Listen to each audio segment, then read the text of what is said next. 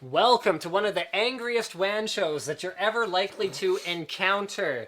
Between the blue screen of our streaming PC about 9 minutes ago when we were supposed to be... in a while. Which has not happened in a while, and the fact that XSplit managed to completely forget everything, and the fact that Chrome continues to be a giant steaming pile of garbage, and the recently closed tab feature, which used to just work completely automatically and be effortless, now just seems to randomly totally not work. And I would switch to Firefox, but that's been a giant piece of garbage for the last 6 months or so as well. I don't know what to do. Am I supposed to go back to Internet Explorer? Like, honestly. It's still worse. It's still worse. And that's the sad thing. That's the saddest part of all of this, is that somehow they still manage to be worse. When they're and our Domo-kun fell down! And the whole background is ruined. It's all ruined! I quit. Hate this show. I'm gonna fix everything. You keep talking. No. I want to fix it. Well, I don't want to keep talking. You talk. It's gonna get worse. You're gonna break it. You know there's stuff in there, right? It's okay. We're Thank good. you. He's standing now. All right.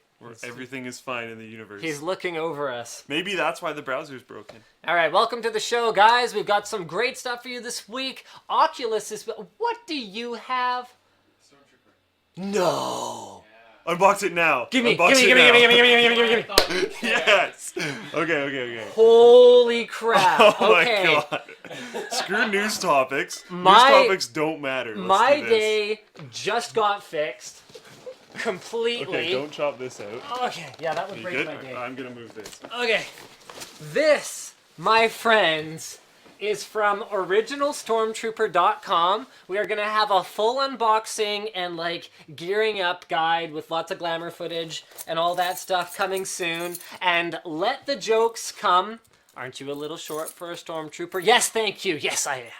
I'm probably going to make that joke for you guys, in spite of the fact that it's not funny at all, just to prevent people from flooding the comments of that video with, aren't you a little short for a stormtrooper? Thank you, Leia. Very helpful. And I'm even shorter than Mark Hamill, so it's like even worse. So this is from originalstormtrooper.com. It is a full set of stormtrooper armor. Okay, so there's a... Oh, holy cow. Wow. And it's signed by Andrew Ainsworth, who designed the original A New Hope Stormtrooper helmets and armor and all that cool stuff, or at least the helmets. Okay, I might be a little bit not quite up on my history. So they include a catalog that includes the Hero Trooper helmet, the standard, the stunt. We've got some falling going on. Okay, hold on. Don't worry, it's armor, so we couldn't break it that hardcore. But you can get a scratch. Yeah, I don't want it to get scratched either. Okay, hold on. So anyway, they've got like Imperial pilot helmets, they've got Stormtrooper helmets, they have Darth Vader helmets and busts, and they have full sets of completely wearable, authentic armor. So I don't know if it's all in this box or if it's not, but at any rate, we're going to do a bit of a live unboxing here. And holy crap, okay, there's another box this size. And I have no idea how any of this is going to work. So this looks like... Is this the helmet? Thigh armor. That's probably the helmet. This looks like thigh armor. So we got... Oh no, hold on. This will be shin. Yeah, there you go. That'll be shin. So there's one of the legs. Just like that. Oh, I'm so sad. What? I think that's the bust, so that we can display him in the back of the WAN show set. Okay, they also include. This is like the best day ever. All the anger is completely gone. So they also include a black, like bodysuit thing, so that in the gaps in the armor you don't just see like your jeans or whatever. So that zips up. Okay. Styling. They include whatever this is. The best. Okay, they don't have official shoes, so they just have like some recommended models, and they're not available in every size. So this is just like, you know, boots, and they're like 2.5 sizes too big for me. But at least I'll have no way. Guess what this model of shoe is called? What? Guess. The Stormtrooper. Pimp 50. Wow. Right inside. Not even kidding. So that's not, it's not from original Stormtrooper Doc. Oh, wow. Okay, so this, holy crap. E11 blaster, individually numbered, signed by Andrew Ainsworth, certificate of authenticity, all that good stuff. It comes with, holy crap, it comes with everything. Look at that, individually numbered here as well. Wow. And it comes with a little display stand. Holy crap. I wish we got 2. Sorry, dude. Epic. So to be clear, guys, they sent this to us. They're extremely expensive, and while I had been eyeing their stuff, literally for years, I had never really gotten together the funds to actually to order it. But they reached out to us about sending us a unit, and in exchange, all we have to do is show you guys like how to put it on and stuff. So here's a neck thing, so that you don't see your neck through the gap between the helmet and the armor. This is presumably a holster for the blaster. Okay, let's keep going here. If you guys are bored, you can let me know on Twitch. Apparently, no one cares. No one's bored, I mean. Okay, so this looks like shoulders. Okay, so there's like Velcro pieces here. I don't want anything to get scratched, so I'm going to leave it all in the baggies for now. You should put the helmet on. Though. Let's get the helmet going on here. I'm not going to make you guys sit through all the different pieces of armor, but maybe the chest plate. Brandon, was that everything that was in this box? No? There's other stuff? Holy crap.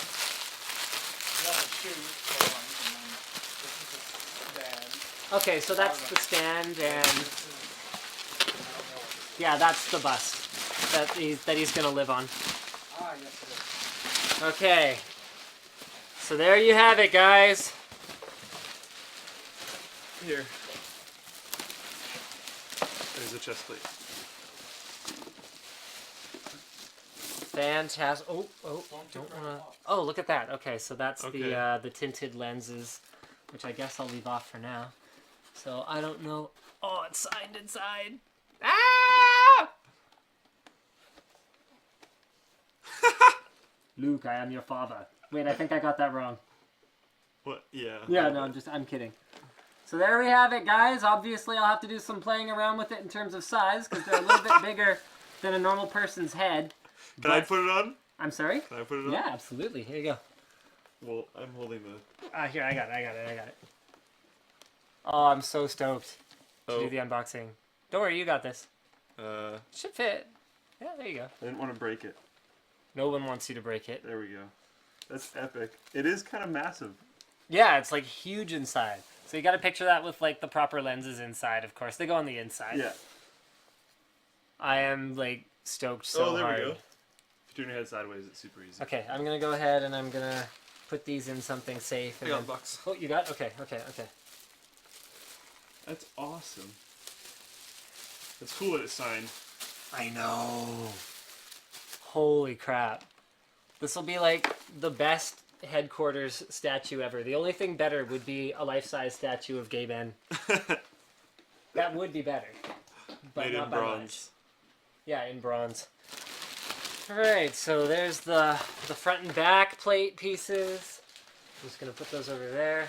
Now everything's all like scattered around. Oh yeah! That crotch protection. Right like there. the belt's right in here. Okay. There's the butt protection. Not quite as robust as the crotch protection, but that's fine. The butt is less fragile than the crotch. There's a tech tip for you. And then we've got the the utility belt.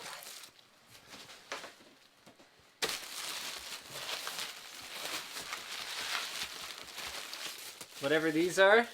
Oh, this is the little canister that goes at the back of whatever it is. I never actually saw a Stormtrooper use one. And there you have it, guys. Okay, we can drop this back there. Oh, no, we can't. Nope. Brandon! Is there anything in this? Oh, yeah. Oh, are those gloves? Yeah. Thank you. Yes. Yes, they are. Sweet. Your knife is open. Oh, thank you. Someone says they're bailing. It's too boring. Don't worry, the show is starting in like a couple seconds. All right, so the gloves aren't really anything that special. They're rubber gloves with armor on the back, but as long as people don't look too closely at them, they'll probably never notice. I'll probably try to find something else. These are just stuck on with Velcro anyway, so I can probably... I mean, yeah, you're going to have to customize it a little bit anyway, but okay. There we go. We'll compromise. I won't do the whole show with those in your hands. They're pretty warm, actually. They're rubber gloves, so... All right, guys, we got a great show for you today. I'm sorry for the... Oh, there goes my water bottle. I'm sorry for the interruption there at the beginning. Oculus is being sued over their name by Oculu. The 290X, the R9 290X, a graphics card that, by all rights, really isn't that competitive price to performance at its original introduced price, which was $549.99, has now reached a $900 price on Newegg. The most baffling thing about all of this is that this pricing is not even reflected in other markets outside of North America. So more on that later. Google and Foxconn have started to work more closely on robotic manufacturing techniques that will allow them to...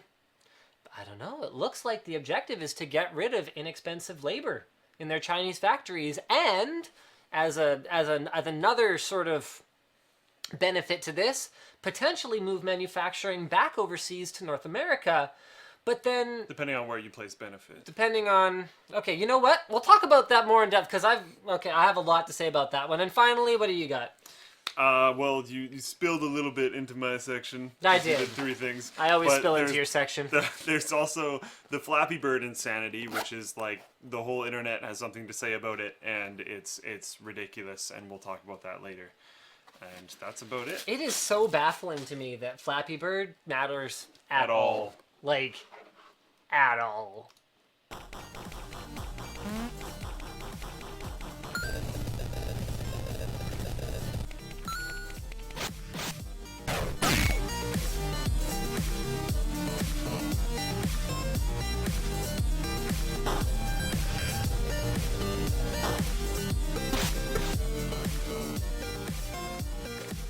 Our sponsor today is Squarespace, guys. Squarespace.com/Linus. Head on over there to check out the easy way to make yourself a beautiful, functional website.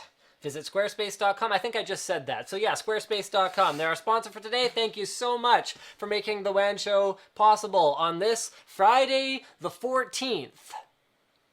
Which is either lucky or unlucky, depending on how lucky you're planning to be today. All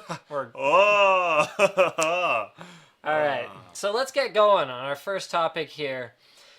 Steam adds a recently updated feature to the storefront. This is actually either going to be awesome. This was posted by Askew on the forum. This is either going to be awesome or it's going to open things up to abuse. What is your take on this?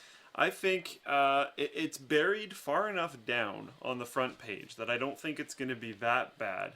And then if you decide to, you can just completely ignore all parts of it except for the Your Games and Software part, in which I do actually think it could be good. Okay, so here are a couple of problems I have. Let me go back to the earlier days of YouTube, back when the homepage of youtube.com was not necessarily just videos about Justin Bieber, and it was kind of a mix. Like there was an actual section at the bottom for technology, for example. Anyway, I got homepaged once randomly on a video that honestly I didn't really think was anything special. It was actually, this is kind of funny. Okay, so I'm a bit of a tangent here. It was actually like a showcase video for an NCIX PC special edition system that was based around a brand new AMD processor launch with an AMD graphics card at the time. The system didn't sell a single unit. It was the only system we ever released at NCIX that didn't sell a single unit, and we actually had to disassemble the prototype and then repurpose the parts. Okay, so anyway, that got featured on the front page of youtube.com as like one of the technology videos. That video went from 0 to a couple 100,000 views overnight. That is how powerful even the crappiest featured spot on the front of a high traffic page like youtube.com or the front of the Yeah. Steam store can be. And I think that people will try to game the system. Developers will try to game the system in order to get featured in that spot. I'm sure that they will. I'm sure that certain ones will, especially, and I worry about some things where it's like game updates and things are still in early access, Yeah. where it's going to be like update, because early access is such a big thing now. Yes. And when you're in early access, you're not too worried about if things are unstable and like catering to your current audience. More what you're doing is, oh my god, let's produce the game, so release tons of updates.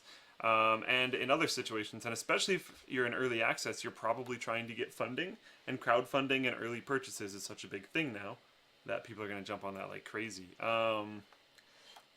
I do still like the Your Games and Software side, though. Yes. But if you were a small dev, would you release daily updates to your game, like, and tweak a texture here or there to get featured in that recently updated list? I mean, I'd like to say no, but probably yes. Because there's so many things that people are bundling into really big updates to not annoy people with tons of little updates. Because they're working on things very actively. And some things don't take that long. Some things take a really long time, some things don't take that long. So if you can instead plug people with updates all the time, yeah. but have like that naturalized advertisement of being on the front page all the time, that could help a lot. I mean, what Tom Bowie of Valve says is, the more options developers have for communicating about their products, the better it is for everyone. With this new product section and corresponding developer tools, customers can more easily discover products that provide ongoing value and involvement from the developers. And I agree, more two-way communication between developers and customers is definitely good, as long as that communication is somehow positive. Oh wow, I feel really terrible for this, but I forget whose video it was. Batman. Someone tweeted to me. I'm gonna try and find this in a moment here, but someone tweeted to me a video about Batman Arkham Origins, where basically they just came out and said, yeah, there are game-breaking bugs that cause like save games to be lost, but we're not fixing them. But we're hard at work on the DLC. And I was like, really? I'm gonna try and find that while you move on to the next topic. But oh, the other thing Steam added that actually isn't in the doc that I'm more excited about than this is the new tagging system. Did you see that? Have you heard about this? Yeah, I think it was just somewhere else. Is it in the doc? No. I guess it's not fleshed. Yeah, It is in anyway, the doc. so Steam's added a new tagging system that will allow people to add tags to games in much the same way that they would add them to things like forum threads or any other tagging-based service. Obviously, if you and your, brother are like, let's put penis on that one, that's not going to work. It's not going to show up. It has to be something that it gets tagged with over and over and over again in order to become an official tag for the product. But I personally think that's fantastic, because this is something we were complaining about only a few weeks ago. Yep. Because I was sitting there in bed trying out Valve in-home streaming, and I was like, I want to play a game with my wife. I got a couple controllers, I got a computer. What do you got, Steam? And the answer was, Who the heck knows? oh. And even I would even like it if you could do it in your own library. So like, I don't know if this works, but if the search for that applies to your own library, so you could be like, okay, co-op, and then it does a search through your own library for those tags that are on the store. I hope it's in both sections, because that would be awesome. So basically, you're so ballin' that you have so many games that you need to catalog them. I'm just... No, look, bundles. I know it's mostly like Yeah, indie bundles. you spend and like stuff. $4 and you get 18 billion games. Like, everyone's Steam library has just exploded over the last year or two. I'm because just trolling you. insanity bundles. Just like every day. What? Oh no, I thought that shirt was like an everyday I'm shuffling shirt. And I was like, what? I thought I was the only one tasteless enough to wear that. All right, do you want to move on to the next topic while I find the Batman thing? So Valve wins, and there will be no selling of digitally used games. So this was in Germany, but it's probably going to spill over everywhere. The Federation of German Consumer Organizations, also known as Verbraucherzentrale Bundesverband. Don't worry about it. And VZBZ for short was versus Valve, and they were saying that there was a European Union decision from 2012 that the states that states that companies cannot stop consumers from selling their digital products. But Valve has been able to kind of get around that. They are not in that compilation, and we expect things like Origin and Uplay to have the same exemption status. Some people freaked out about this, but I was actually surprised. I expected the gaming community to explode, like the gaming community always does. But as far as I can tell, no one really cares. I think that's probably tied into the fact that Steam sales are so ridiculous that there's almost no point in ever selling a game because you'll get 50 cents for it. And it's just really not a big deal. But yeah, I expected more of a backlash from this. One thing that I worry about is when you go buy a game in the store now, if you buy a physical copy of a game, half the time it's a disc, but then the disc just has a Steam key or a Uplay key or an Origin key. Actually, pretty much always it's one of those situations. And even if you install the game, it's just like, okay, it's installed, now attach it to one of those accounts so that you can actually play. Which, does that mean that that applies to physical games as well? You can't sell them? Yes, because that's attached to that service, and that service you can't sell things on. So it's interesting. I also wonder about double standard issues, where they freak out if, with DRM issues, there's always on DRM all over the place, and they'll shut down servers, and they don't care if your game has zero value anymore after buying it, even at full price a year or two later. That doesn't matter. You're just a consumer. Shut up, go away. This isn't a normal product. But then if you want to resell it, it depends on what side of the battle you're on, and right now it's always on their side, which is, I'm not too stoked about that. One thing I'm happy about, and I wasn't really listening to what you were saying because I was looking this up, sorry, so I apologize if I'm repeating myself, but one thing that I'm happy about is that Valve, at the very least, has already announced family sharing. Yes. Yeah. So now it's kind of too late.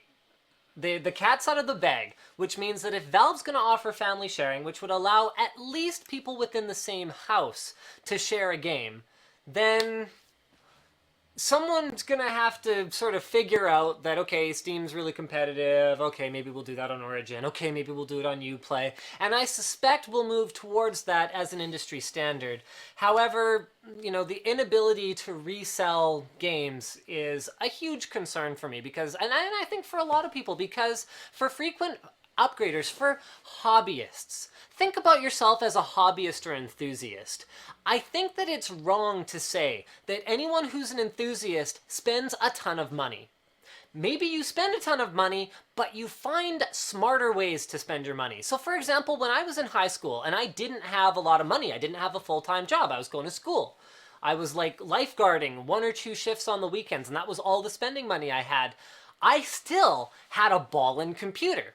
And the way that I did that was by spending smart. So I would go on the used forums and I would buy like the next one down, and then I would acquire that. So I'd put my my $200 down, and that was tied up. It was in my computer.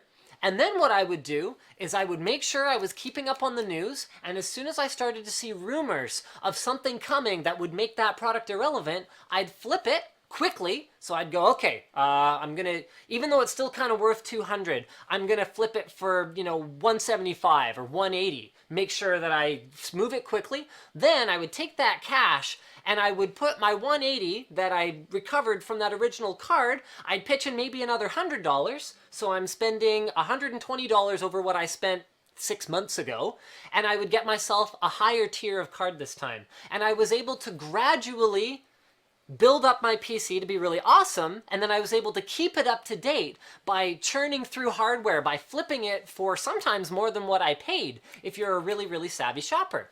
This eliminates that. It turns enthusiasts into a perceived wallet rather than people who can be enthusiastic about something instead of just spending money on it. There, the difference between spending a bunch of money and being an enthusiast. And this takes the enthusiast option, the savvy enthusiast option, away and turns us all into people who just have to spend a lot of money. Not everyone has a ton of money. And you can make the argument, and we've talked about this before, well, just don't buy games at release. You can just not buy games at release. You can just say, look, EA, Ubisoft, Valve, for that matter, I'm not going to spend $60 on your game. I can wait 2 weeks because you're going to drop the price to $40 anyway. Or with ESO when it goes free to play. And that is an option. But unfortunately, when you think about enthusiasts, That's not how they are. You want to be there in the thick of things. You want to be experiencing all the different areas and talking about it with your friends because they're all doing that at the same time. And this locks those people in and extracts more cash from them, and it makes me extremely unhappy. I also find it weird where, like, you'd think if you lose all these freedoms by having a digital copy of something, you would gain something. And the most obvious thing to gain from this situation would be cost savings. Yeah. A digital copy of something should be drastically cheaper than a physical copy. You would think that. They don't And have to it's not. ship it, they don't have to print it, and something a lot of people don't think about is that there's a lot more to it than shipping. There's the person to actually put it on the shelf. I mean, there's the space. Do you have any idea how much retail space costs to lease?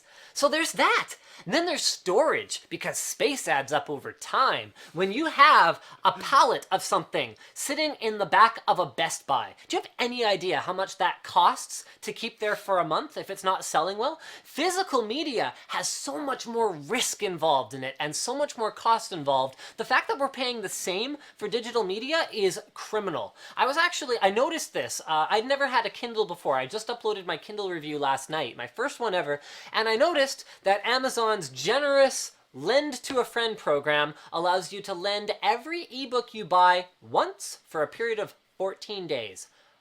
Are you kidding me? I bought Story of Ice and Fire, or whatever it is, the Game of Thrones books, as a single ebook. 14 days? There's no way it's gonna happen. Impossible. I think it would actually take longer than 14 days of back-to-back reading to okay, probably not. No. But if you have a full-time job, it's not feasible. And that is really frustrating. Apparently I'm way too into this. I'm sorry, Twitch chat, but it does kind of... He's just amped up right now. It does Don't kind worry of get about me it. going. He's just amped up. He's excited for later. You just said yeah, sorry. You said get me going. I had to. It's Valentine's Day. I I can be know. excited for later all I want. I know. Yeah, it's ridiculous. So here's where we're heading. Guys, here's a little bit of insight. This won't last forever because people will be upset and competition is still on our side. There are still competing entities. Nobody has a monopoly on all of this, and thank goodness for that. It's damn close though. I know. But what will happen eventually is this model will go away and it will be replaced by a model that we didn't really like and everyone was pissed about, but we've started to accept. And that is the subscription model. Netflix is getting away with it. How long is it? Amazon has their lending program for Prime members. Okay? How long is it going to be before gamers are just forced to suck it up? When the news about services like OnLive, so that's on-demand, streaming-based gaming services, first started to surface, we all got so mad because compared to what we had at the time, which was physical copies that we basically owned, especially before pervasive, always-on DRM came about, we basically owned them. Compared to that, we were looking at this going, are you freaking kidding me? But over time, subscription-based individual games with the justification of server upkeep like World of Warcraft have been successful. Other subscription-based services have been successful. They've eroded our rights with respect to the software that we lease from them, really, that we thought we owned, but actually we're leasing from them to the point where that will become the more attractive alternative compared to buying digital games that you don't have any rights for. There's some back and forth with that. I don't mind individual games when they have subscription if there's enough justification for it. EVE Online exists for a reason. Yes. EVE Online has existed for a very long time at a subscription fee because they dump out so much stuff all the time that it kind of makes sense. You get all the expansions for free because you're paying for them. Because you're paying for them. You're paying $15 a month. You're paying for them. The WoW model is difficult because you buy the game up front and then you pay for all the expansions. And then you pay for the subscription, and then you pay for in-game gold, and you pay for... I mean, you don't do that. No. You can do that in EVE, kind of. You buy these time codes and you can sell them in game. Like officially, it's a real thing.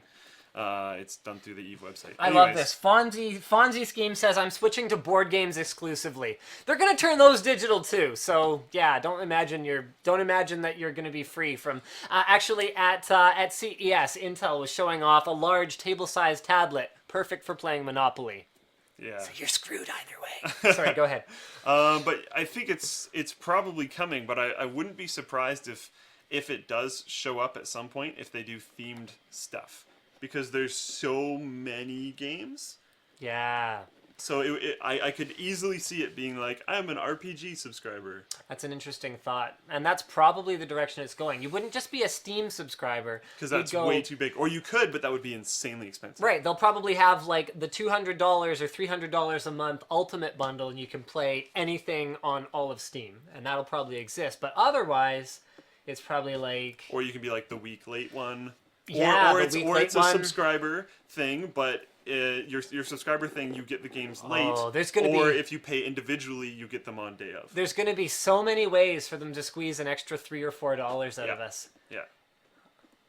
Like it's going to be brutal because Netflix is a completely different realm. When you get like games and the library that is Steam, which with Greenlight and everything is just blah, all the time. So you'll be looking at $50 a month for a basic subscription, 60 to FPS, let's say for example. $60 a month includes all the DLC for those FPSs, and $70 a month gives you a premium download service and access to better servers, and includes a membership in like a TeamSpeak server, and $80 a month, and it's gonna go on and on and on and on. It almost makes more sense because you don't own any of that anyways, considering you're leasing all of it anyways. Yep. So now you're just on a monthly lease instead of a perma-lease.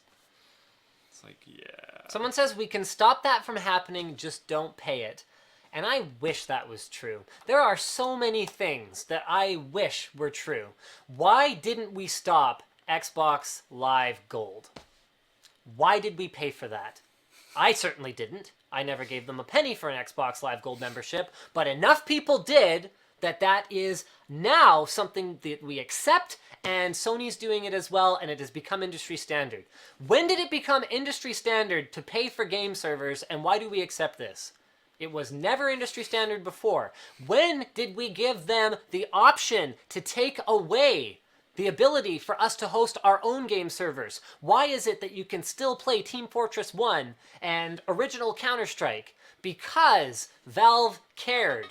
Or maybe they just don't care anymore at this point. Whatever the case may be, they gave us the option. Whereas you look at, what was that stupid game that got pulled off of Steam not that long ago? I don't even remember the name. Yeah, I don't remember the name. But anyway, it was some flying game. And the point is that it got shut down and the servers don't exist anymore. The game doesn't exist for paying customers because we allowed at the time we considered them rights. I guess we allowed our rights to be eroded.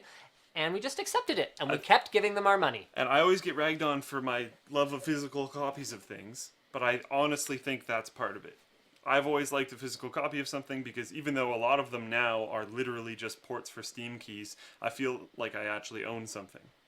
We've let ownership completely disappear, which I don't like at all.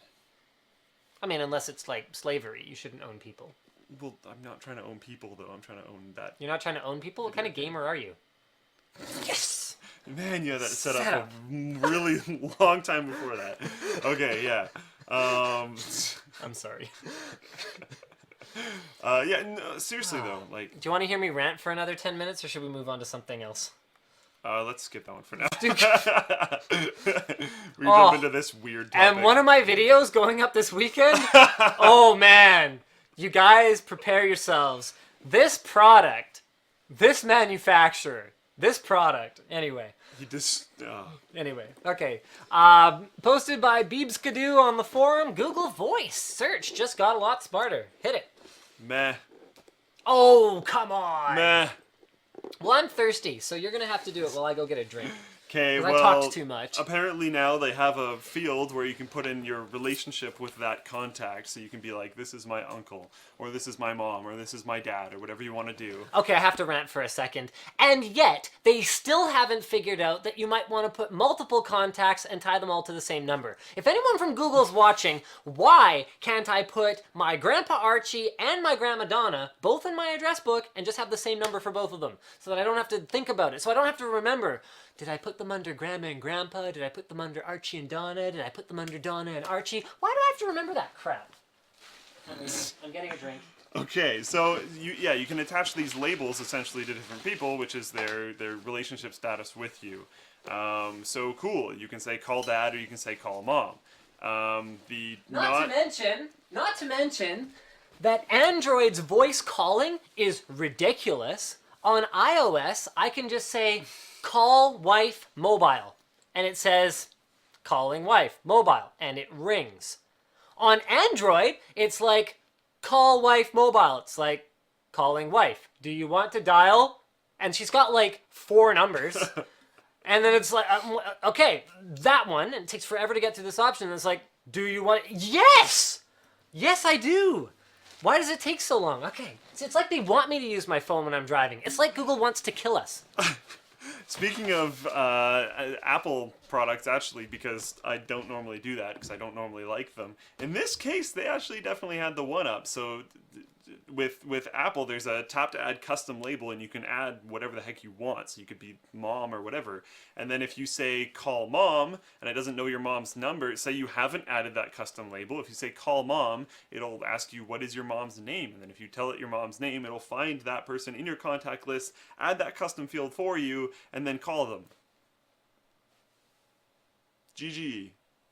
I don't even know why this is a news article. Linus put it in here, so I filled it out with everything that's on there.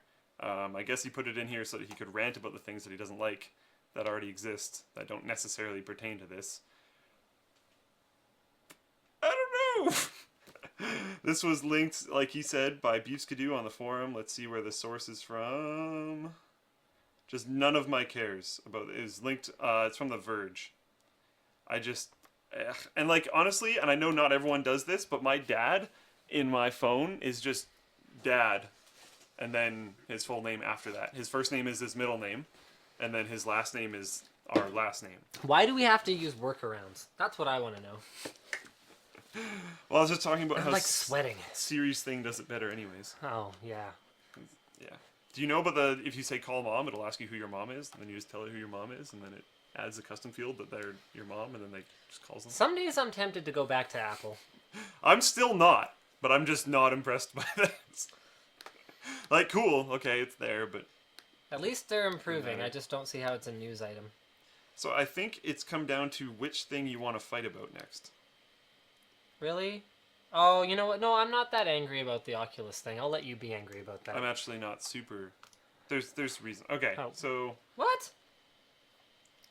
Oh. The page you're looking for cannot be found. Well, let's try it again. Linus Tech Tips, Oculus. It worked on mine. That's weird. That's weird.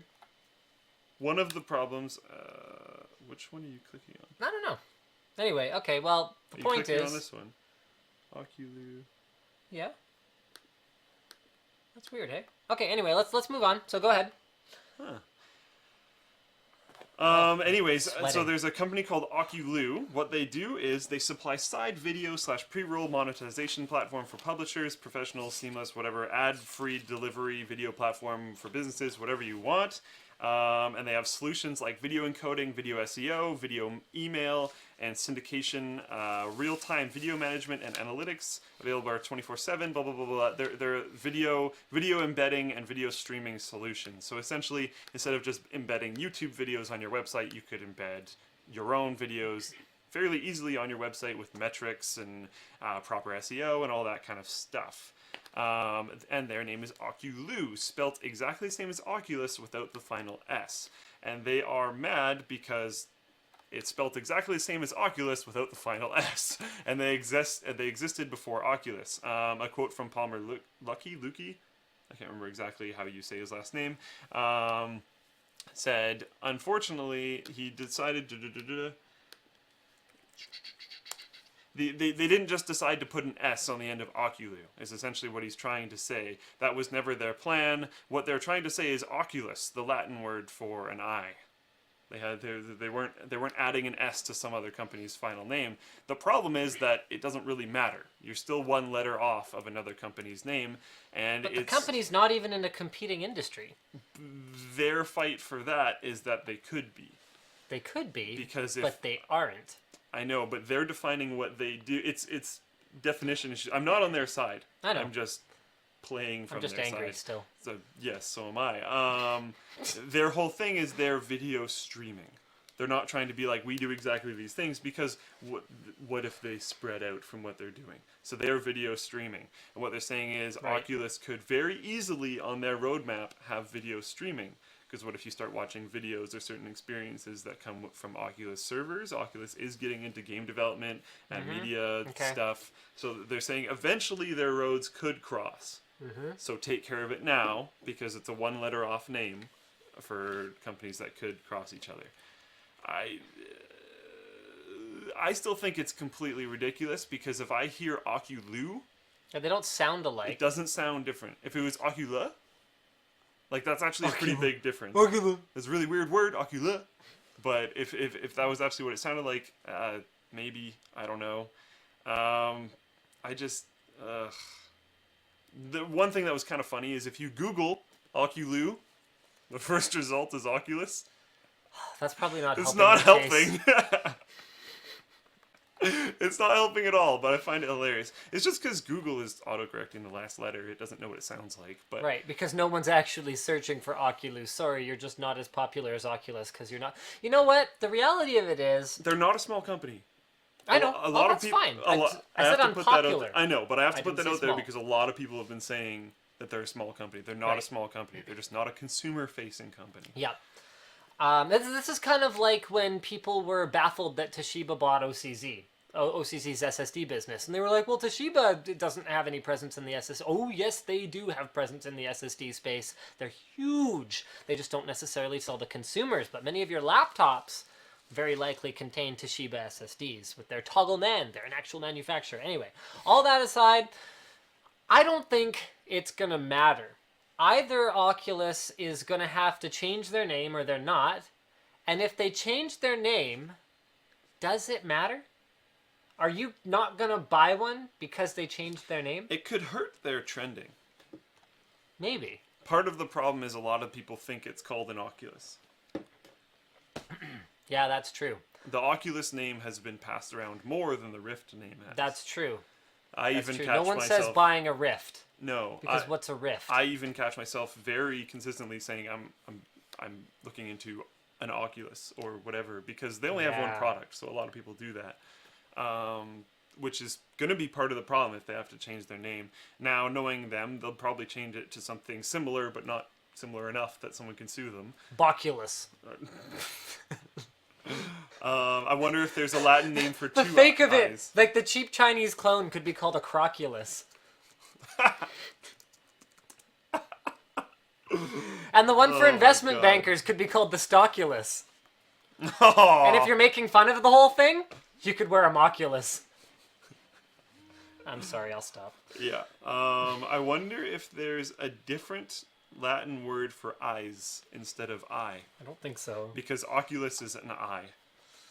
So hopefully they can, I don't know, hopefully they can find something that makes sense if they have to change their name, but I fully expect them to fight it at this point. Although it is unfortunate, because you would hope that all that money that they just got, that $75 million of investment that they very recently got, would go towards making the consumer release instead of fighting someone for a freaking name. I'm getting really tired of all the trademarky stuff in the last little while. Candy and Saga. It's like, man, And like go Latin away. words. And Latin words. Like that's one thing that sucks too, is it's a word. Yeah. Whereas Ocu- Oculu isn't. Is not.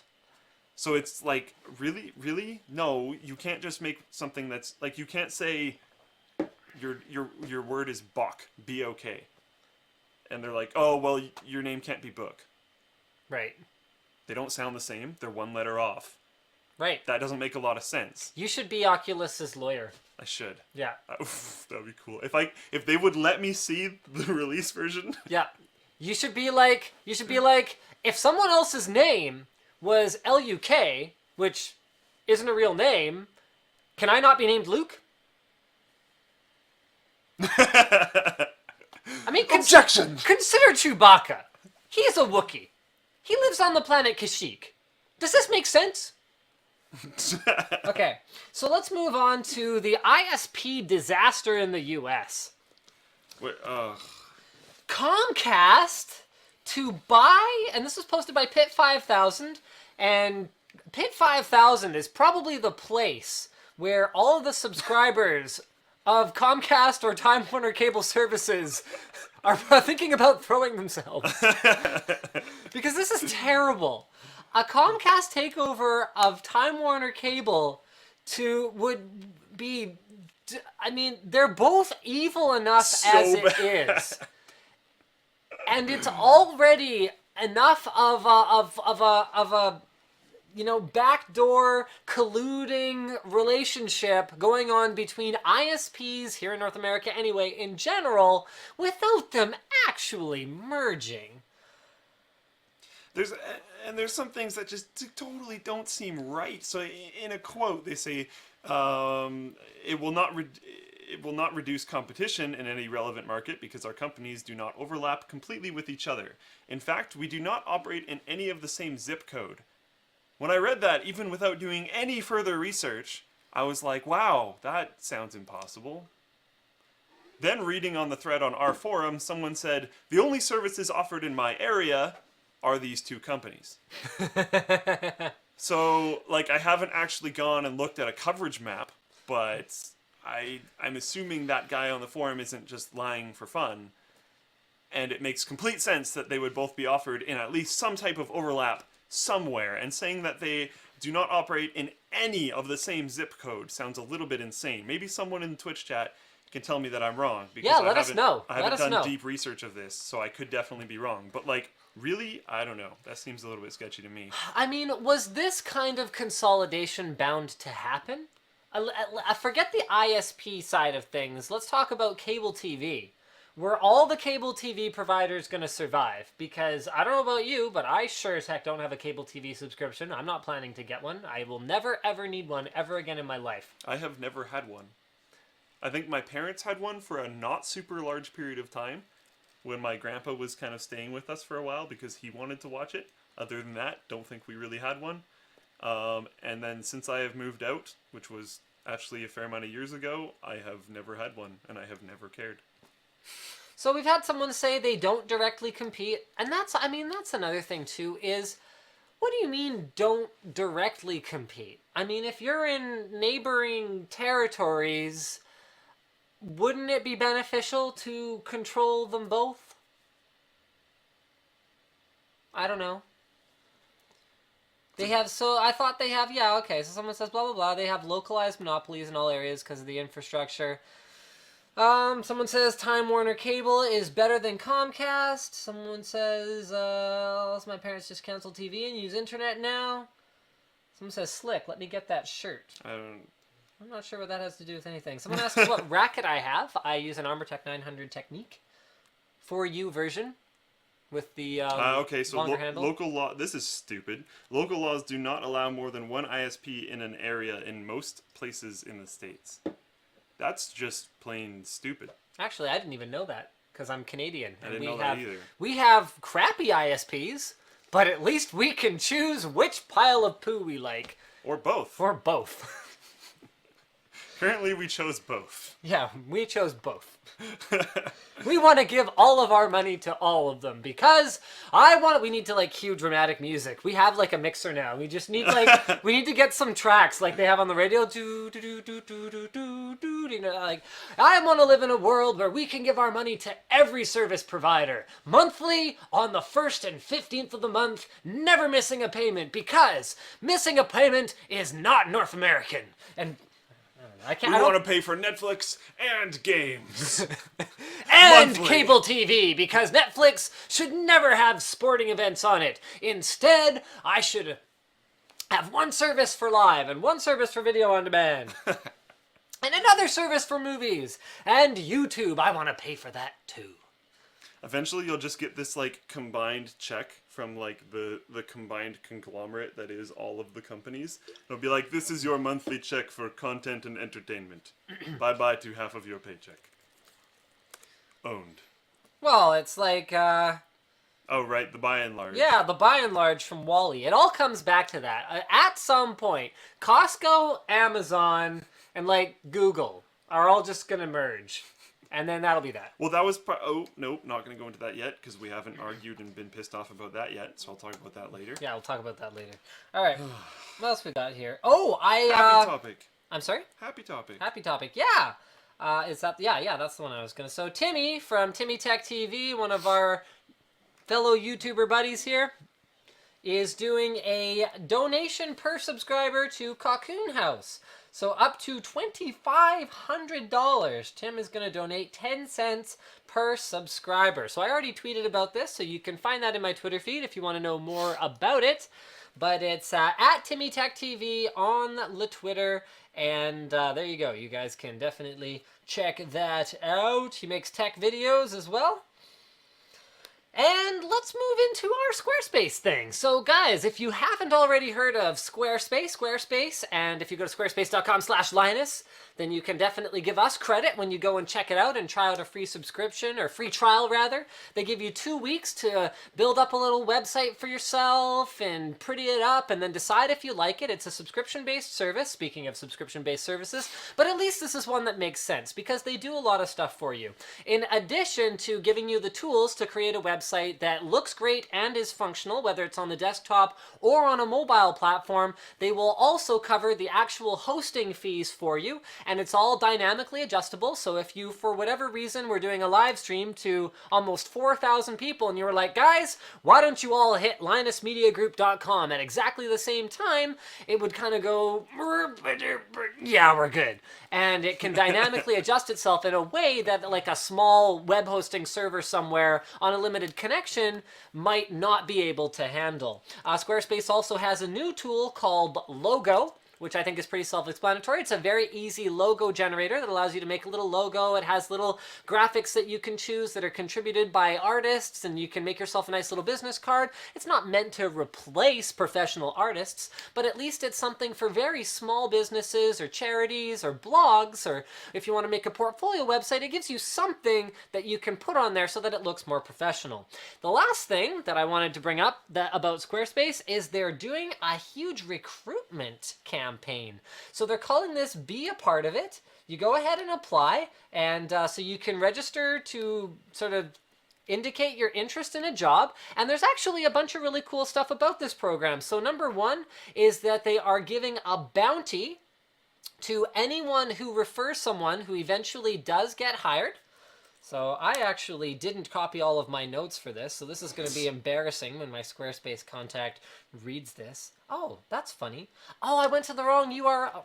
No, I did go to the One right thing URL. to Oh, there we note go. is by the time the Twitch stream caught up with you after you said that you could point everyone to the website, we did significantly increase the ping, but not beyond reasonable levels, and then it did fracture itself back down. Yeah. I know. See, it works. Anyway, so when you interview at Squarespace, so if you get called for an interview, you and your spouse or partner get to go to New York for the weekend, which is kind of cool. They're looking to hire 30 engineers and designers by March 15th, so it's about a month. You get to experience New York by working there, and obviously during your weekend that they pay for you to come and interview. They have grown from a single-person startup to a visionary technology company of over 250. This is part of their whole sort of pitch as to why you would want to work there. They talk about their jobs, how they're one of the best places to work, and they've won awards for being the best place to work in 2012 and 2013. That's kind of cool. Maybe I should apply. And check this out. Refer a friend and fly to New York. I guess that's what the bounty is. So there you go, guys. You should check that out. It's beapartofit.squarespace.com. And then, of course, if you do decide that you just want to use the service and have a website, then go ahead and head over to squarespace.com/Linus. You get 10% off your membership if you use our offer code, which is Linus2. I should probably have that up there. See?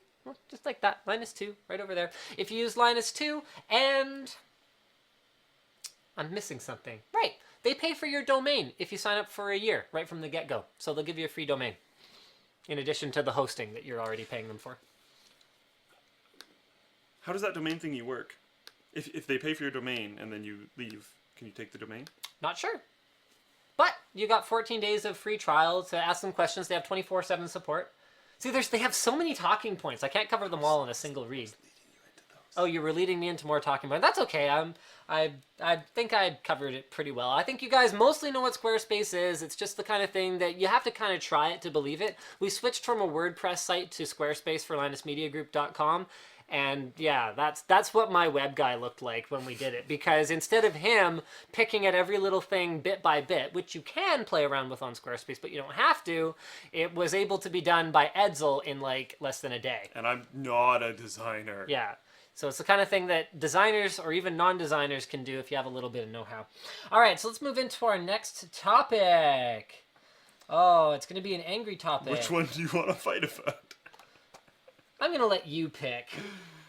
Should we do Flappy Bird so we can start getting people talking about it now? Yeah, let's do Flappy Birds. Okay, so... Freaking Flappy Bird. Yeah, freaking Flappy Bird. So there's a massive amount of people disagreeing with each other, and as far as I can tell, just massive mountains of misinformation, as the actual guy himself has really not said that much. Yeah, Dong Nguyen has taken the game down, but has done so fairly quietly. Fairly quietly. He hasn't said a ton. There is people that have like screen captured some of his tweets, but usually it's like he said 4 to 5 words, and then people have essays on what he's actually saying, but like we're not interpreting a poem. Part of the problem is, for one, he's ESL, so he has interpreted a lot of people incorrectly. I think that's actually sort of an impolite term these days. Is it? Yeah, I think so. But But he's like, speaking in sorry, English.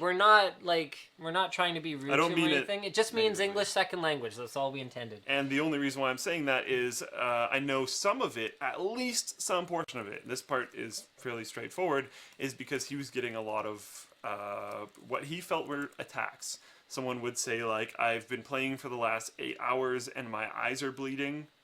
I hate you. But, like, that's not actually necessarily a negative thing. I don't think they really mean the I hate you part, and they've been playing for the last 8 hours probably because they enjoy it.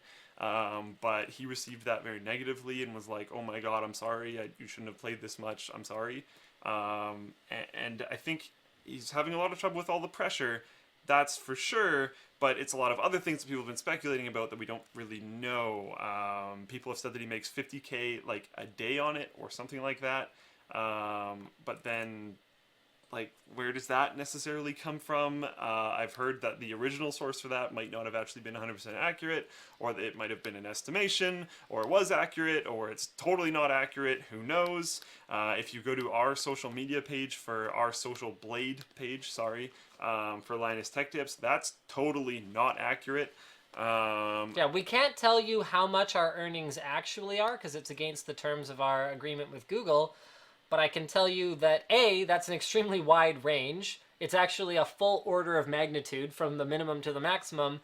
And B, like, it's not even necessarily closer to one or the other. It's just, yeah, it's totally flippity. It's a number. Yeah.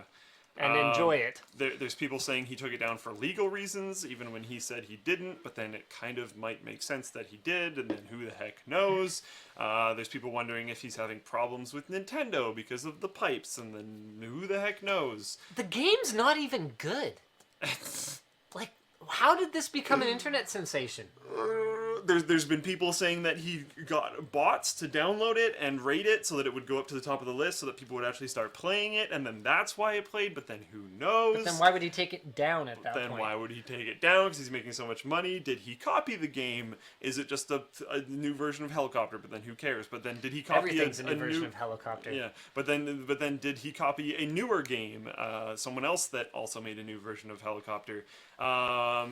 Total Biscuit has good comments on it where he actually doesn't say a ton about it, but he's talking to his own subreddit about why he's abandoning the subreddit. It's because he can't take all the hate, essentially, all the people attacking him over so many things, and he brings up the Flappy Bird context, which that makes sense because there's so much. It was so sudden, it was so quick, it was 0 to not hero all of a sudden because he was getting attacked by a lot of people.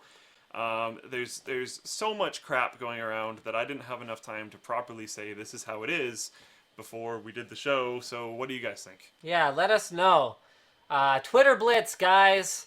At Linus Tech on Twitter. What's your theory? And we'll try to go through quite a few tweets on this. I mean, one comment that I have for both John Total Biscuit Bane and for Don Nguyen here, or Dong Nguyen here, is like, people say stuff on the internet. You can't get. I mean, did you ever read early comments on my videos? Yeah, and I've read early comments about myself, and I've read current comments about myself. I mean, you can't take that stuff seriously. And like one thing that you have to do is like just try to focus on the positive ones. Absolutely. Or the neutral ones. Neutral ones, honestly, you can often get a lot of information from. You know how? Okay, I don't know if you've noticed this, but how many negative comments are there on my videos? Right now? Yeah. Not a ton, to be honest. Almost nothing. Yeah. You want to know why? Not because I fought with them, not because I made public statements about how much they're bothering me, because I just ignored them, because I don't care. That's all there is to it. How to make negative comments about your work go away is find the people who are saying something positive and thank them for saying something positive. Positive reinforcement will always work better on people than negative reinforcement and arguing with people. Why would you argue with someone who doesn't like what you're doing and doesn't like you? Are you going to hope to impress them? with your anger? With your arguing? With your I mean, in the case of someone like John, like Total Biscuit, with your formidable and articulate, excellent arguing, and probably correct arguing, but, I mean, it's arguing on the internet. No one wins. Everyone's just angry. It can get to, like, it can get to people, and that's part of John's thing, is he's saying it's like the volume it's just so much. There's so much of it, and, like, he didn't mind when the subreddit was fairly small, because there was some negativity, but it wasn't just, like, overwhelming waves of it. And he just can't deal with it because of the volume. I find Reddit a pretty negative community in general. I mean, don't take this the wrong way, guys, but the whole, I mean, the internet culture of glomming onto things that are funny or stupid or that you don't like and making that as public as possible definitely exists. And Reddit, with its up and down voting, is one of the communities that really does it very effectively. Finding things that they really like and bringing it to everyone's attention, and finding things that they really hate and bringing that to everyone's attention. I mean, it's part of the structure of the website, and I'm not criticizing that. I'm not saying it's wrong. I'm just saying that it would be... I think it fosters a culture that might either cause people to be, lifted up. I mean, in ways that Gay Ben gets. I mean, I'm pretty tongue-in-cheek about the whole Lord and Savior Gay Ben thing, but, when something gets joked about long enough, I think people do start to take it a little bit seriously. And then at the other end of the spectrum, you take something like Flappy Birds, or you take something like a controversial thing that Total Biscuit said, which happens every once in a blue moon. He'll say something controversial, and I think that it can create that sort of overwhelming wave of negativity in the same way that it can create an overwhelming wave of positivity, and there's really no middle ground on Reddit. Because anything on Reddit that's at the top that's going to be seen is either really positive or really negative. And that I think is the reason that I don't really hang out there. I have a subreddit, I think. Someone created it or something. But I don't go there because it's not something that I don't personally prefer, that approach. LinusTechTips.com. We have our own website. So, if people want to talk to us, like, I've had people ask me if I'll do an AMA on Reddit. I'm like, no. Come on our forum, ask me a friggin' question. Can you do one? I read our forum every day. I did it as an advertisement for the live stream the first time I did one. And then I answered the questions on the live stream, which I didn't realize at the time is not how you're supposed to do an AMA.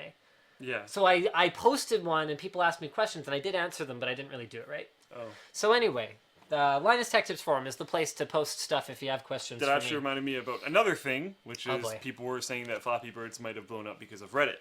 There's even things that I found that I don't remember because there's way too many. So yeah, theories away. And Reddit has that power. They can make things blow up. They're sort of like terrorists that way. And everyone hated Linus. And there was like, Linus in his video says Reddit is terrorist. And upvote. Oh, this guy's terrible. Don't take on Reddit. It's a mistake. All right, Rob says, I thought he was concerned that people were playing it too much. See, but then, like, and that's... Yep, I saw that, I think, at least once. Dong giveth, dong taketh away. Ah! Why you be so stupid, Chrome? I'll go on this side. Okay. Steam sales. Okay. I think this guy with the Flappy Birds knows what he was doing. He will make even more money from the publicity. It's hard to make money off of it when you're not selling it anymore. He has other games in the store that have risen in popularity due to the Flappy Birds thing. All right. I don't think he wanted to deal with the comments. Not everyone can take that in stride like Total Biscuit or you. Okay, that's fair enough. That's fair enough. I mean, no one wants to hear this, but I would make the argument the internet is always going to bring out anonymity. I think brings out the worst in people and sometimes the best in people, but often the way that we see it manifested on the internet is bringing out the worst in people, and people will say things to you on the internet that they would never say to you in person. I've actually met, I don't know if I told you this, I had the privilege of meeting one of my internet haters in person. Super charming guy. We had lunch. I think I remember this. And it really drove home the point to me that what people say and what they do on the internet is not necessarily even the real person. And that was actually a bit of a turning point for me, because I decided to stop judging and stop fighting with the things that people said on the internet, because I started to see them not as the real people, but as their personas. Yeah. In much the same way that my video personality is not 100% of exactly who I am. I mean, I think I'm fairly genuine. And you know, it's not necessarily even intentional, but when you're talking to a camera, that's not the same way that you, like, you know, sit back and hang out with your friends. You have to project energy, and then that changes you at least to a certain degree. Exactly. And on the internet, people are interacting with people in different ways. All right. Okay, someone says, Fabio says when he was also living in a country where $600 a month is a lot, so when he got $50,000 a day, it got suspicious. I don't think that's a big deal, though, because it's not like he's going to have a hard time proving that the money is legitimate. Yeah. Matthew says, I actually believe him. When getting thrusted into the spotlight, even the most popular... okay, I think that was a typo. But some people can collapse under the pressure, and that's true. Going from zero to hero overnight can be... in this case, I'm with Dong, even though I don't necessarily think that people who have gotten internet famous more gradually can complain. But I'm with Dong on this one, because for me it was very jarring the first time I got recognized at the mall. Like, it completely threw me off. And that happened very gradually. Like, people kind of knew who I was online, and then they, you know, recognized me in person from time to time, or they'd email me, and then I got recognized in person from time to time. Then I'd go places like tech trade shows, like CES, or like NCIX store grand openings, and, you know, 1 in every 5 or 10 people knows who I am, and I got to adjust to that over time. Whereas from zero to, holy crap, you're internet famous? Okay, I'll buy that. Zaki says, I think he just took it too serious. Or take it so serious. I'm enjoying the game. It's fun. And yeah, sometimes it's stressful. Overall, it's a fun game. Okay. I hope for the next WAN show you show off Flappy space program. So, oh, you've got to be kidding me. Okay, I'm afraid to click on that. Everyone's making Flappy everything right now. Okay. Flappy Birds, after had the ads changed days later. Okay. I think he just pulled it down because he wanted to stop hearing about the negativity. I like that he took it down, but people found a loophole to getting it. Of course they did. It's pirated like crazy already. Yep. Someone says, I think he just misinterpreted some of the comments, and that it was stupid anyway, says Nick. Girls started calling him the Flappy Bird guy. I would take it down too if that happened to me. Would you? For 50 grand a day. For 50 grand a day. You're making like... And girls call you the Flappy Bird guy and know you're making 50 grand a day. And you can drive up to them in your car. I'd be like, I'd have sunglasses with Flappy Bird on either side of them, and I'd be like... Sup? What's up, ladies? I'm the Flappy Bird guy. Not everyone's like that. Can you beat my high score? I got 44.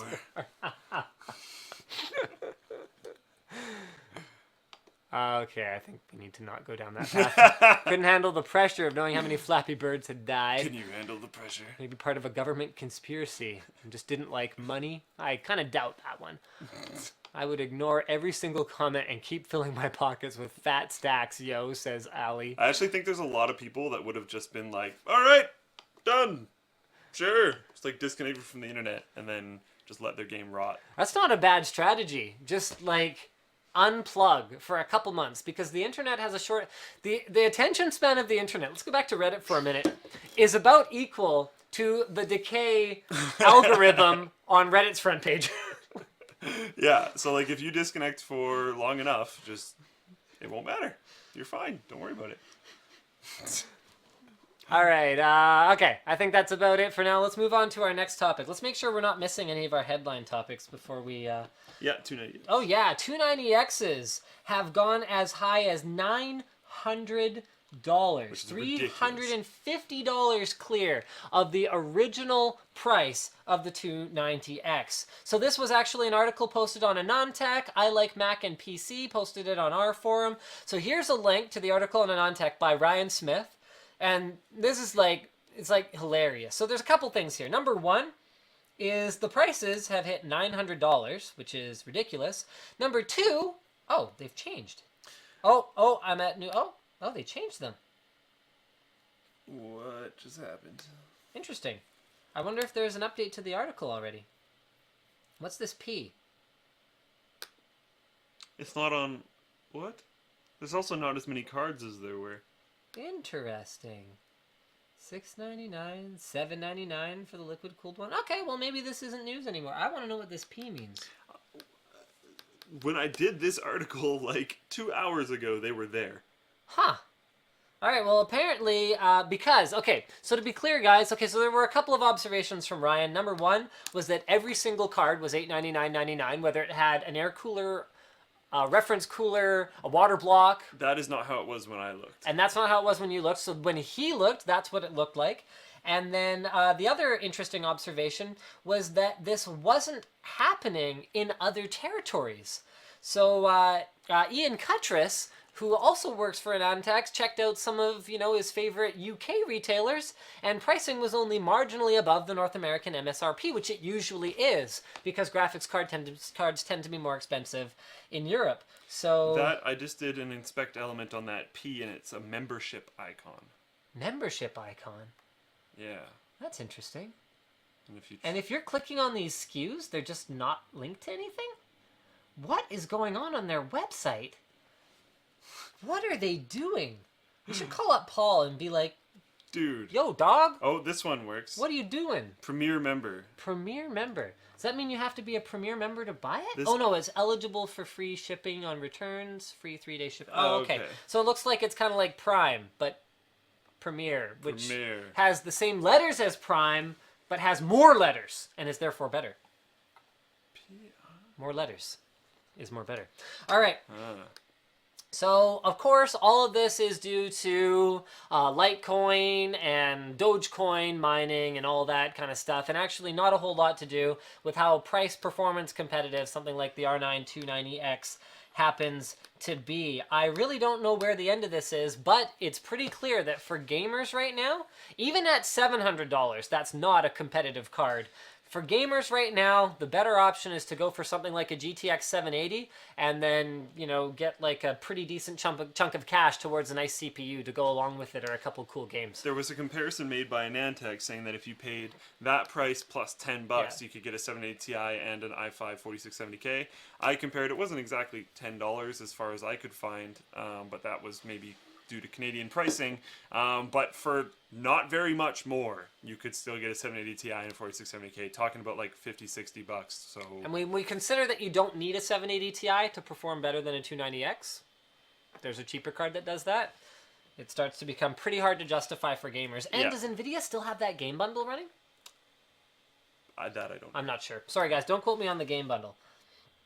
AMD also has their game bundle running as well. I think they just added, was it Thief to it? Something. They added something to it. Yeah, I know AMD was doing something with Thief, so that would make sense. All right. I'm not gonna gosh. get too ranty about this. I just don't have the strength for it. No trouble. Posted on the forum. The original source is TheVerge.com. Google and Foxconn are going to be working together on a new vision of roboticized factories. So what this will amount to is heavy investment upfront in automated robotic systems replacing low-wage, menial jobs like plugging in Actually, I mean, some of this is being done already. So things like plugging in connectors on motherboards, or even assembling things like phones and tablets, potentially completely replacing those low-end jobs with machines. This will allow them to do a couple of things. Number one is reduce their labor force. So there was a quote, this was in the Verge article, from someone who worked in a department that used to have 30 people connecting wires to motherboards. Remember, Foxconn assembles a lot of different stuff. Everything from, little tiny like phones and stuff, all the way up to things like OEM PCs for other tier 1 PC manufacturers. And they were able to take that team and reduce it from 30 people doing all the stuff to 5 people pretty much pressing buttons and controlling the machines. Okay, so that's effect number one, and then effect number two, the other impact, is that this approach could help move new tech jobs in the manufacturing sector back overseas to North America. So it's not very surprising because of certain acquisitions from Google recently. They bought Boston Dynamics, which makes those crazy robotic running things like Big Dog and I think it's called Wildcat or something along those. Yeah, Wildcat. So they recently acquired a robotics company. They've been looking into AI forever. This just all kind of makes sense.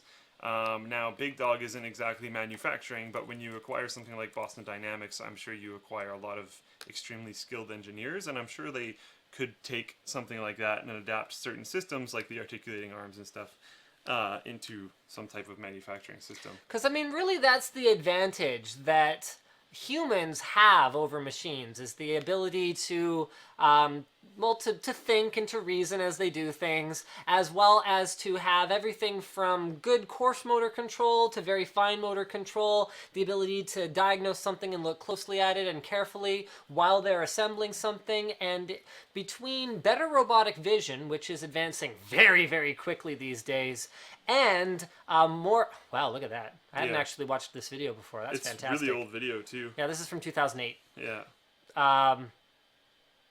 And being able to build devices like this that have the grace and reactivity of a human, we don't necessarily need people to put stuff together anymore. And one of the things that they're saying, and this is a quote from the Verge's article again. Let me just find the right quote.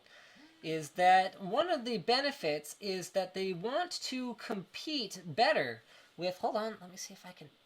Are you playing... apparently the sound from that video was terrible. Oh, sorry guys. So this is from another article that is also on The Verge. Foxconn begins replacing workers with robots ahead of U.S. expansion. And this is a quote. "We have to begin to add more value in the process. Otherwise, it will be difficult to attract a young generation of workers." And that is similar to one of the things that President Obama said, was that he replied that certain low-skilled jobs are simply not going to come back, and the country should therefore focus on developing more advanced manufacturing. I call BS. How does removing menial jobs make it easier to employ younger people who are unwilling to do those menial jobs? You haven't replaced those jobs with something. I actually didn't see that quote. I don't think they're helping the job market. I think this is inevitable and has been happening throughout the entire history of human existence. Well, and yeah, will it was continue bound to happen. to happen. But like, I mean, I personally, just throwing this out there, I think the robotic revolution is going to be potentially on the scale of the industrial revolution and mass production. Wondering if it's going to be bigger. In terms of what a difference it'll make to how the labor force gets distributed and how tasks are performed by people, because we're not talking. I mean, the goals here, okay? So the goals of making it more appealing to the younger generation of people or moving manufacturing back to the US, neither of those goals are actually going to be creating any additional jobs. And if the cost of the goods goes down proportionally, then fine. But if instead the end objective is to give the executives that came up with the idea Probably is. of replacing the people with machines with a large upfront investment, but then a very small long-term cost, is if the idea is just to put more money in their pockets, then who's going to buy an iPhone? That's what I worry about. What impact will this have? And how far away are we from the by and large? I mean, maybe Wall-E is more prophetic than even I thought it was. Yeah, and it's actually kind of a really big deal. Because the thing about low-end menial jobs is that not everyone can be an executive. That's just life. There's only so much decision making to be done before someone has to actually do the work. And at the end of the day, someone has to actually make the sandwich at Subway, or what else will they do? It's becoming interesting because, like in the Wall-E universe, where everyone just kind of carts around And doesn't have to pay for anything or do anything. But why is that going to happen? Why would the super rich allow that to happen? They obviously don't care. They will obviously let you just rot and die. So I think it's going to be Wall-E, but with a lot less of the everyone gets everything. So maybe Wall-E is a best case scenario? Unfortunately, I'm thinking maybe. I don't know. I mean, I went to the drive-thru at Burger King today, or not Wendy's today, and I was kind of sitting there, and you know how a lot of the drive-thrus have added that voice that says, "Hi, welcome to wherever. Can I take your order?" And then you say whatever it is, and then a completely different voice of the actual person taking your order comes back. And I was thinking about it as I went through the drive-thru. At some point, 50 years from now, 100 years from now, will there even be a restaurant you can walk into?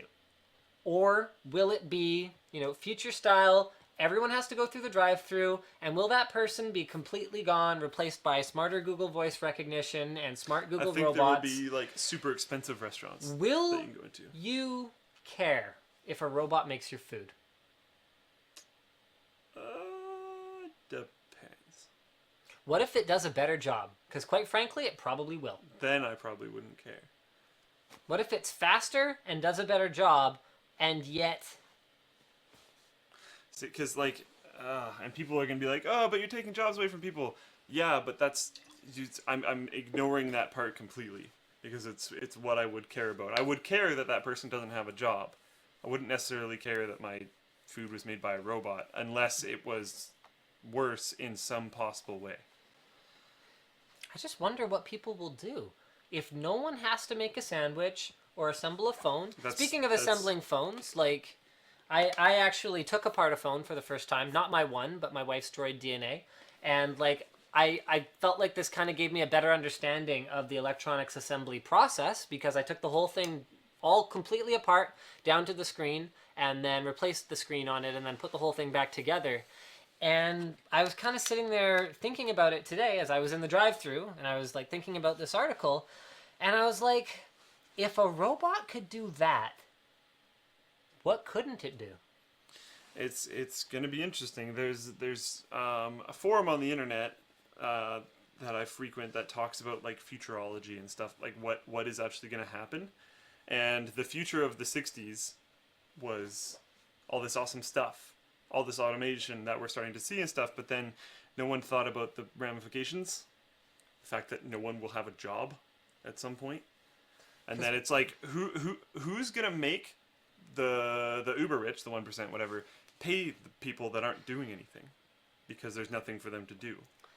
And, like, not everyone can be a lawyer. And I don't mean this in the sense of, like, you know, the gods and clods talk that Kyle's dad gives him on South Park. I mean, not everyone is cut out to be a lawyer. I personally couldn't handle it. There you go. Up front. I am not one of those, you know, elite upper tier, like, memory and, you know, elite upper tier of, you know, arguing with people. And, like, I'm just not cut out for that. Not everyone can do every job, and if you take away an entire segment of what people do, I just don't know what they'll do. And I mean, you look at some of the new jobs that are emerging, things like being game streamers. You guys are on Twitch TV, you're aware of this. Game streaming, is that something that anyone is going to be willing to pay for? An entire generation of people whose jobs it is to entertain each other. If there's, yeah, that's actually, Could we sustain ourselves that way? Well, if you look into the past, entertainment has exploded Yes. completely. It's getting bigger and bigger and bigger, and there's more and more and more jobs because there isn't other stuff to do. So it does kind of make sense. But then that's the same thing as the lawyer. Not everyone can be an entertainer. Not everyone can be a lawyer. Not everyone can be a lumberjack, because that's incredibly hard. Not everyone can do all these different things. I know my wood's hard. Yeah, I don't know. It's All right. interesting. I hope that it's taken care of, but who knows? I don't think we're in a position to influence it one way or the No. other. We just have our little show. We'll be entertainers. We'll try. Thank you guys for letting us be entertainers. Please. Please let us keep being entertainers.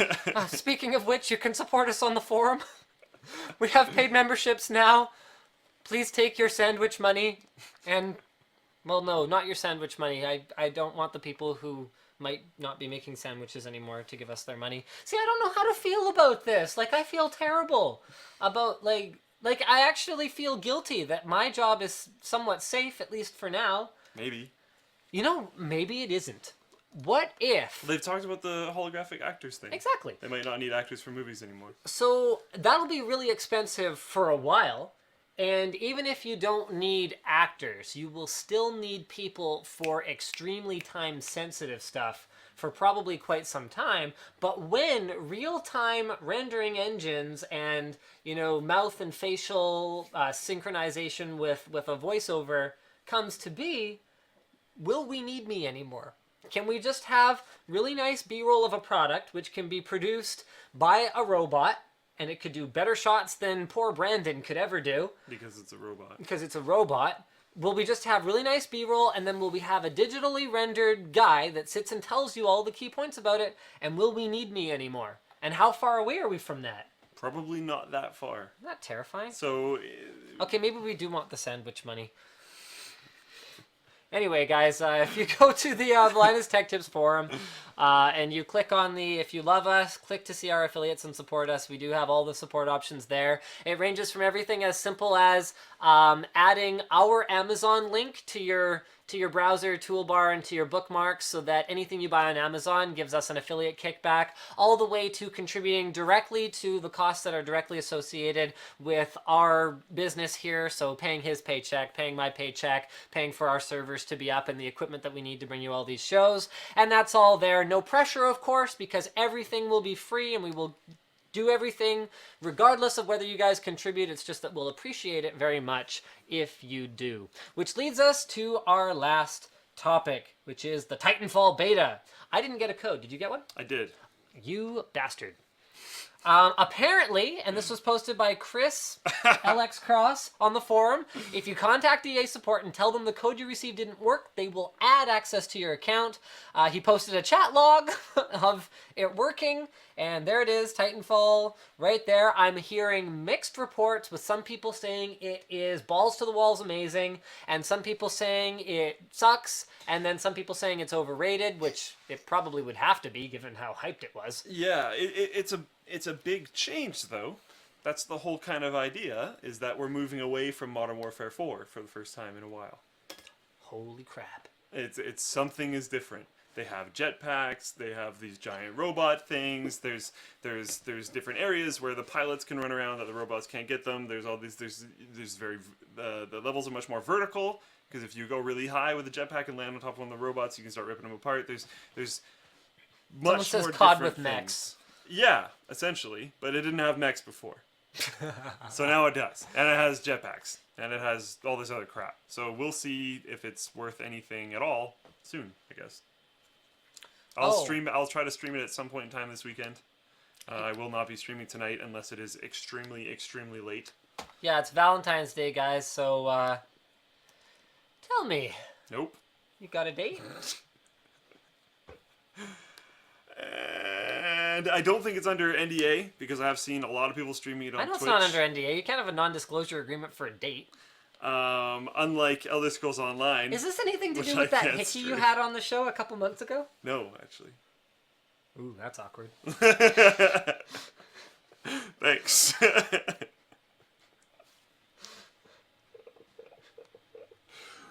Oh no. I think we're done here. Okay, one more thing. Speaking of depressing, Microsoft's head of PC gaming, posted by Beebskadoo on the forum, calls it quits after only 6 months. Ex-Valve employee Jason Holtman was recruited to spearhead their PC gaming and entertainment division. Now he is gone. There was a bunch of talk at the time about how Microsoft was serious about PC gaming again, and we haven't given up on you guys. And since then, the X-Bone has been released.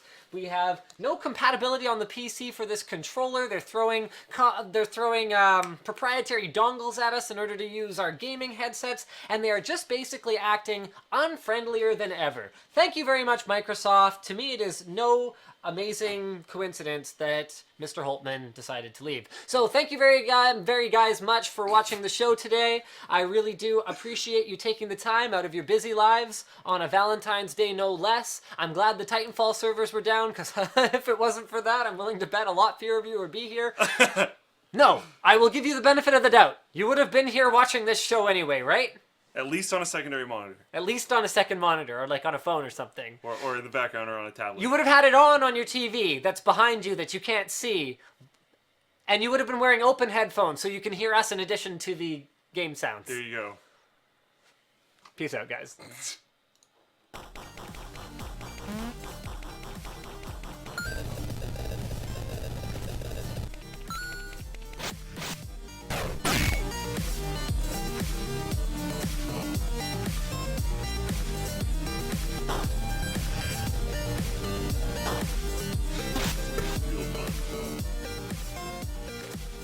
So she watches later, not tonight.